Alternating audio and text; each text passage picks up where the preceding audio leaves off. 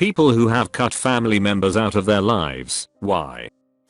I cut ties with my mother's entire side of the family. Long story short, my dad died when I was 8 and my mom had both kidneys fail when I was 10. She lived for 7 torturous years and was ready to stop treatment and pass away. I supported her decision. Her heavily Catholic family did not. They took their grief and anger out on me every way they could during a very awful period of time while I was watching my mom die. I couldn't let any of them in my lives after that. I was 17 at the time. Never regretted that decision. My uncle was a real piece of work. The guy stole money from my grandparents and other family members. When my grandparents died, he demanded all of the estate or he would kill himself. I asked him what caliber bullet should I send him. That's the last I ever saw of that bastard. Good riddance. Because of the financial difficulties they caused, the ill will they harbored towards my wife, the stress, and the final deal breaker of refusing to acknowledge their granddaughter, my parents had to go. She's an amazing little girl. It's your loss, mom and dad.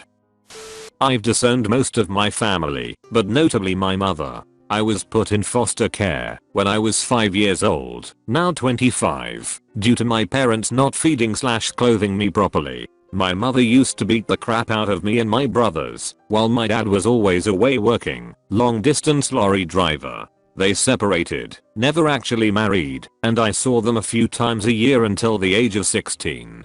My dad was always honest about the mistakes he made and made a real effort to make amends. My mother blamed the social services and my dad for everything.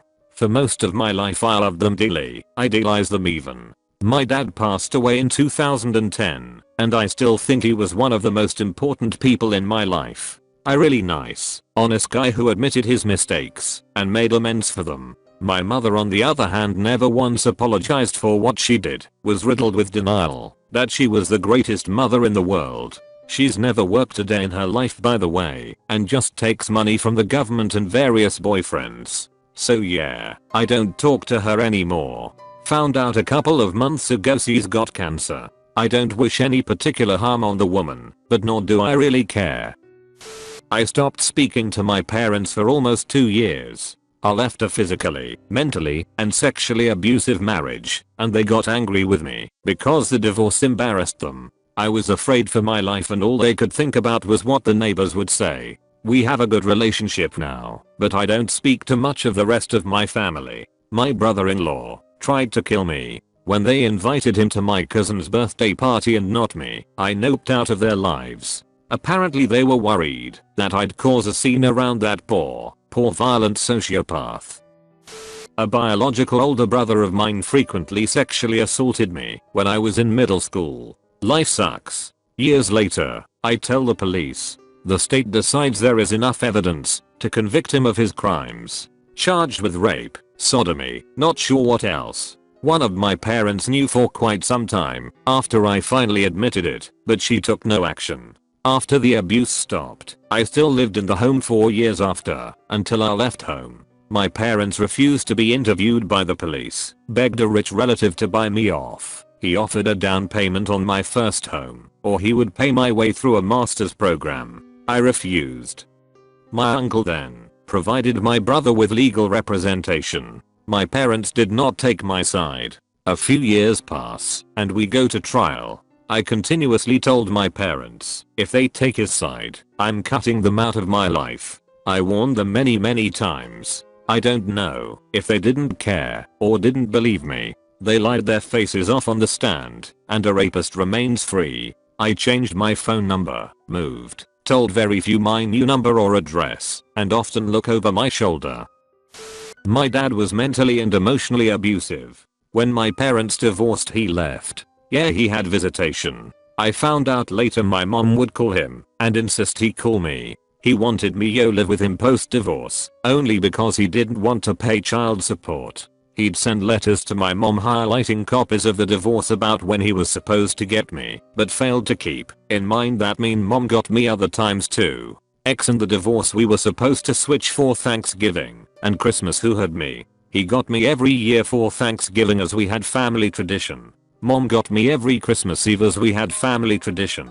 We then had Christmas morning with mom brunch, then head to dad's by afternoon. I always thought it was a great arrangement and thought it made Boxing Day special. Ended up just killing holiday spirit for me. He paid half of college for my brother, but for my sister and me, our female brains were too delicate for higher education. I made a 4.0 in grad school, at least that's what he told my sister. When I asked, he stopped responding to me. He had a fit that I didn't invite him to a small party I had, like my mom's sister, brother and their families only, when I graduated. Called me an ungrateful daughter. The kicker though was reading a letter referring to my existence is a mistake that never should have happened. I couldn't take it anymore. When grandma died, he wanted to start over, which I was okay with. Cautious but okay. I didn't have his contact info, so I gave him my email. I never heard from him. A few years ago he died. I'm not convinced he ever wanted or loved me to begin with. He always told me they'd planned on 2 kids, my brother and sister. Both are much older than me. And that the 2 children who matter are the firstborn, sister, and the first son, brother.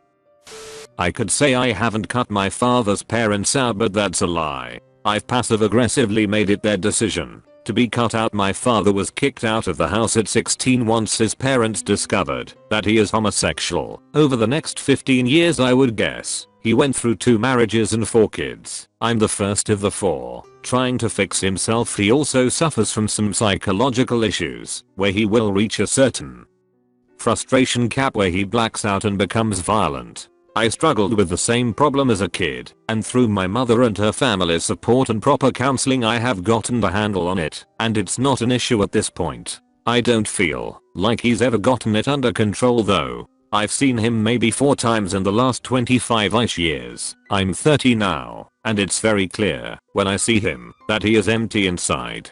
He has been married probably 10 years now to a really great dude and seems happy, but is unable to reconcile with his family and seems very awkward when it comes to being a father/parent. He just doesn't know how, or it's painful, I don't know. As I grew older and started to understand the situation, I tried to get his family back together with him. They instead tried to get me some Jesus and get me to hate him too. Since then I've told them that if they wish to speak to me at all, being the first grandchild and male is a big deal in that family, they would need my father's forgiveness, and I then give them his number. They haven't called him and don't bother contacting me anymore. I suppose my father really should shoulder some of the blame for a lack of any sort of relationship between he and I, but I just can't blame him. I blame his parents 100% for ruining my family and my relationship with my father. I never even had a chance. By the time I was born, he was already a destroyed man. I would give almost anything for one solid,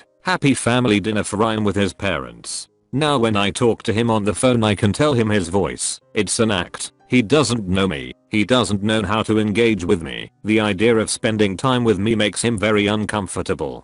He has made a whole new identity for himself, changed his name, his background story, moved across the country, escaped. I know he doesn't read Reddit, but I love you, Dad. I hope someday, somehow, in some way, you can find something you can call happiness and family. Sad to say, but I cut out my entire dad's side of the family. My dad passed away 11 years ago, so it's kinda tough to do. When he was 20, he moved out of California to Texas, where I grew up, to get away from them. They followed and set up homestead here. My mom let his mom and stepfather live in our second house for $200 a month. They kept it in decent shape until my granddad passed away. Afterward, my grandma fixed it up a little with his benefits she received, and so as a reimbursement she didn't have to pay rent for a while. Fast forward through the year, she lets my alcoholic in and out of jail uncle live on the property in a camper shell for the back of a truck. No truck though. We kick him out. 2 months later, her pawned off from a cousin. Great grandkid starts living in the house. Then my aunt starts living there in the garage, freaking up the wiring for the stove so she could have AC in the garage. Also starts smoking in the house when my grandma had a triple bypass and the starting symptoms of emphysema. Then my aunt and grandma lets her just out of jail arsonist of a son live there and sleep on the couch. Even more stuff in the house gets trashed. The yard is filled with junk they find at yard sales, broken cars, and trash piles. There was trash service. After a year they finally move out, stating that the house is too small for all of them and the rent was too high. What?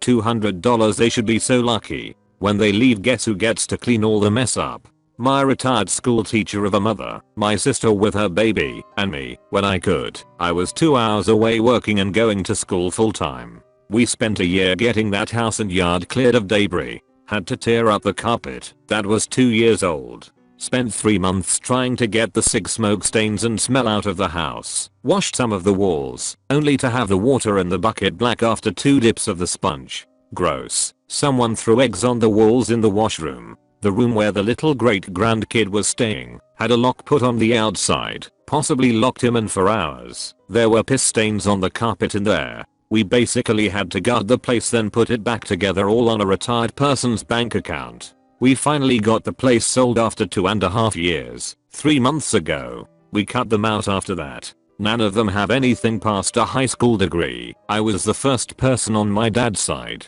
to have a degree from a university. They live in filth. They make scenes of themselves when dealing with the children and grandchildren in public. I ran into my grandma at the grocery store a while ago, and she told me that my mom was mad at her for some reason. I told her why, and she just passed it off as over-exaggeration. Freak that. I don't want to live like that, and I do not want to associate myself with trashy people. I know my dad and step-granddad would not have tolerated that crap, and neither will I. My mother. I wrote her out of my life when I was 13 years old. The long story short is that when the truth came out about her boyfriend molesting me and my sister, CPS took us kids away to go live with our biological father. The following week, after we were in my father's custody, she married the same man that had been molesting us and has been with him ever since. The court had even suggested that she had a chance to get us back if she had been willing to admit there was a chance that her boyfriend was a child molester and would turn her life around, but instead she decided to choose him over her own kids. Since then I've had limited contact with her by my own choice. Because of that, there is little I know about her, and even little more that she knows about me. I'll be 23 years old next month. I've forgiven her, but I'm nowhere near pretending like what happened isn't going to haunt me for the rest of my life. As long as he's a part of her life, I want nothing to do with her. She needs to understand that, although it was years ago that this happened, it was her neglect to keep her children safe that have consequences for how we view our relationship with her now. There is nothing worse than knowing that neither myself or any of my sisters are going to come first in her eyes. If anything, she has shown that her husband is her first and foremost priority. When I turned 15, apparently he told her the truth and had admitted to the things he did, but she'd stayed with him anyway. I stopped talking to my father about 6 years ago. He's married to a woman I despise, whose life goal was to make everyone around her miserable. She has a pretty tight leash on my father, controlling a lot of his life, such as where and when he can go out, his money, and everything.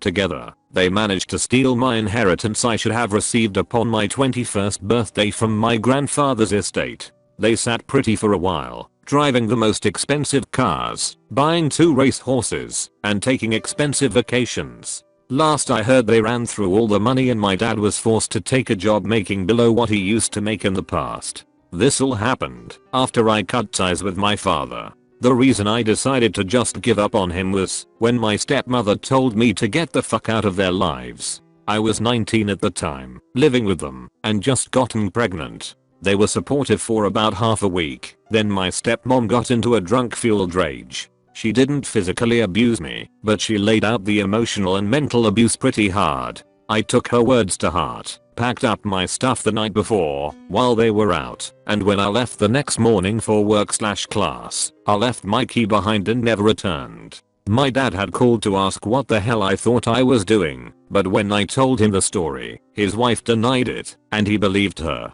I wished him good luck with his miserable existence and never looked back. I still talk to her kids though, my stepbrother and stepsisters. That's how I hear about what my father is up to these days. They keep trying to get me in contact with him, especially after horrible stuff happened to him, but I just really can't care. I just ask them, where was he when I went through a week in the hospital for the birth of my 2 kids? When I tried to kill myself? They usually give up for a few months after I ask that, but usually try again. I cut my mother completely from my life because she is batcrap insane and is a pathological liar. After being manipulated and lied to my entire life, I snapped one day and informed her that she was not to speak to me again. I was 16. Me and my father still have a wonderful relationship. I would honestly like to try being a family again, but it's been years since I've even seen her. It's a work in progress. Like and subscribe for more Reddit videos.